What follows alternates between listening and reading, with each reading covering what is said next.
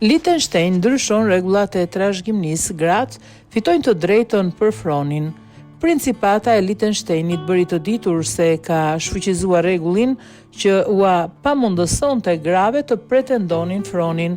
Vendimi u njoftua nga princi Alois gjatë ditës kombëtare të Principatës, pasi Këshilli Familjar miratoi të mërkurën reformën me një shumicë prej 2/3. Sistemi i primgjeniturës atërore do të zëvendësohet me primgjeniturën absolute. Ndryshimi nuk prek linjën e drejt për drejt të trashëgimisë për momentin.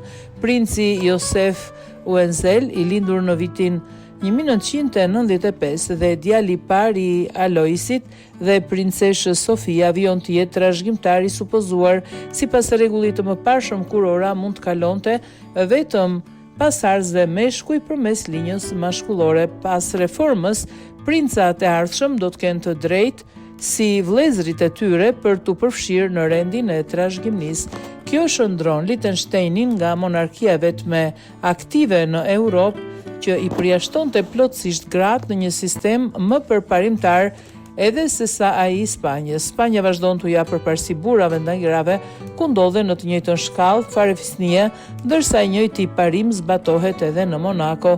Me këtë vendim, Principata Alpine jep fund një veçantie që e kishte dalluar nga Suedia, Hollanda, Norvegjia, Belgjika, Danimarka, Luksemburgu dhe Mbretëria e Bashkuar, vende që i kishin ndryshuar më herët rregullat e trashëgimisë. Rëndësia e reformës shkon përtej aspektit simbolik.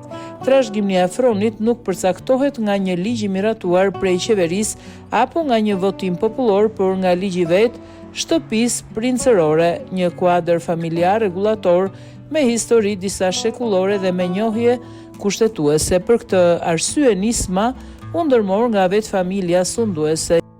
Historia e shtëpisë së Liechtensteinit është më e hershmja se ajo e shtetit. Familja mori emrin nga një kështjell në jug të Vienës në pronësitë të saj që prej shekullit të 12. Në vitin 1608 ajo fitoi titullin princi perandorisë së shenjtë romake dhe e forcoi bazën territoriale pasi mori Schellenberg dhe Vaduz. Më pas, në vitin 1719, perandori Charles VI i bashkoi këto dy territore në një principat të vetme dhe njohu sovranitetin e saj. Njoftimi i Alonsit u bë në një periudhë kur në vend po zhvilloheshin protesta lidhur me kompetencat e gjera që ai zotron si kreu de facto i shtetit.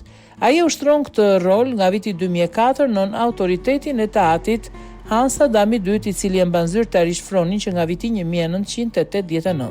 Kushtetuta i lejon princit të emërojë gjyqtar, të shkarkojë antar, të degës ekskluzive, të jap ekzekutive, të jap falje dhe të vendos veto ndaj ligjeve.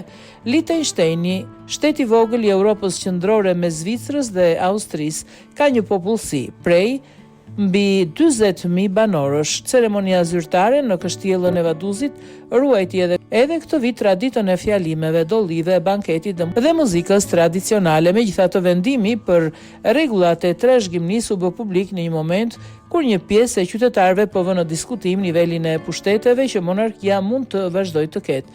Ndërsa në familjet e tjera mbretërore europiane, ato janë kufizuar prej kohësh në role përfaqësuese përtej Europës, Jordanisë dhe Japonisë. Gratë e familjeve mbretërore ende nuk kanë mundësi të marrin fronin.